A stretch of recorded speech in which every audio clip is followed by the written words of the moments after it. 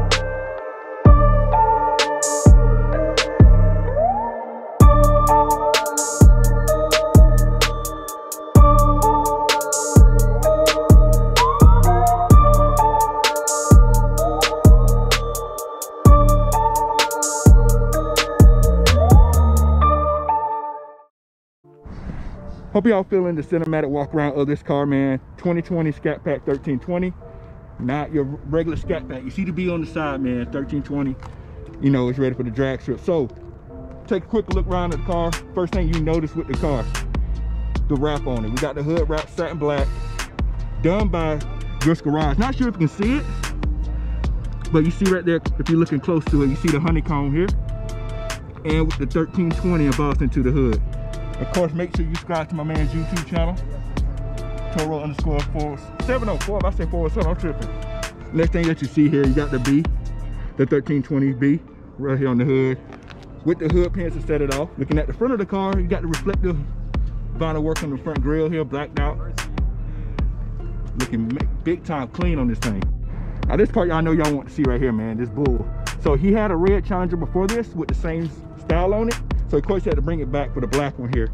Done by Griffs Garage. Really see the satin black with the red here, with the gold nose ring right here. Now you see the gold here? Look at this part right here. Details.